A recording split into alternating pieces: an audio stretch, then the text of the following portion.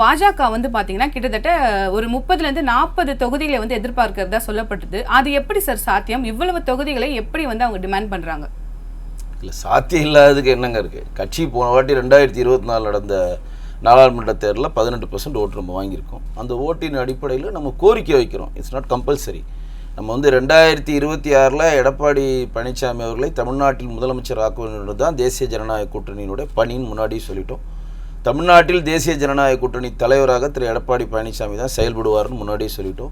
எங்களுடைய இலக்கு 2026 அல்ல, 2029 நாடாளுமன்ற தேர்தல் தான் அப்படின்றத தெளிவாக முன் வச்சிட்டோம். இதில் எந்த ஒரு கன்ஃபியூஷனும் கிடையாது.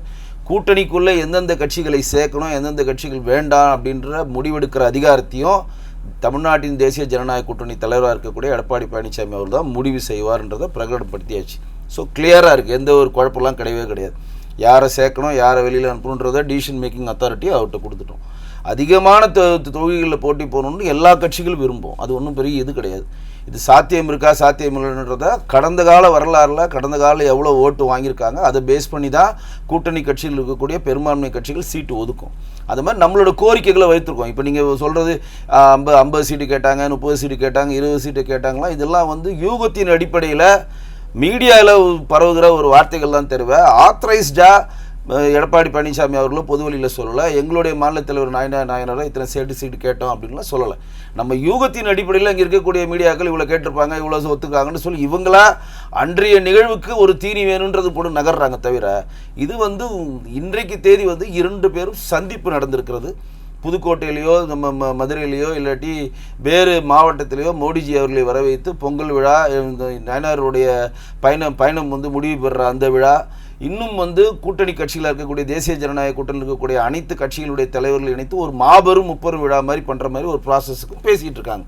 இதெல்லாம் வந்து அடுத்த கட்ட நகர்வுக்கு, ஏன்னா ஒரு மாசாக காமிக்கிறப்போ தான் இன்னும் மற்ற கட்சிகள் வந்து உள்ளே வரத்துக்கும் அப்படின்றது தான். ஸோ தேசிய ஜனநாயக கூட்டணியுடைய அப்பத்துலேருந்து இப்போதுலேருந்து ஒரே ஒரு ஸ்டாண்டு தான், திமுக என்ற ஒற்றை எதிரியை எதிர்க்க வேண்டும். அந்த திமுகவை வீழ்த்த வேண்டும் நினைக்கிற எந்த சிறிய கட்சிகளும் எந்த பெரிய கட்சிகளும் தேசிய ஜனநாயக கூட்டணியில் இணையலாம். குறைந்தபட்ச செயல் திட்டத்தின் மூலம் அது செயல்படுத்தப்படும்.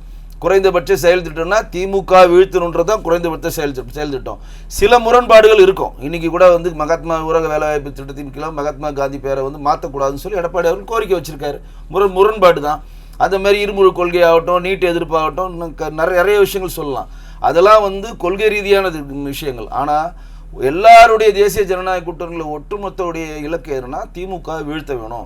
அதுக்கு குறைந்தபட்ச செயல் திட்டத்தில் 1967 அண்ணாதுரை எப்படி வந்து காங்கிரஸை வீழ்த்தணும்னு ஒரு 14 கட்சியை கூட்டணியை அமைத்து காங்கிரஸை வீழ்த்துவதற்கு, காங்கிரஸ் என்ற பாம்பை அடிக்கிறதுக்கு எந்த தடியை வேணால் நான் பயன்படுத்துவேன் எப்படி சொன்னாரோ, அதே மாதிரி இந்த வாட்டி 2026 தேர்தலில் திமுக வீழ்த்த வேணுன்றதான் குறிக்கோள் தேசிய ஜனநாயக கூட்டணி.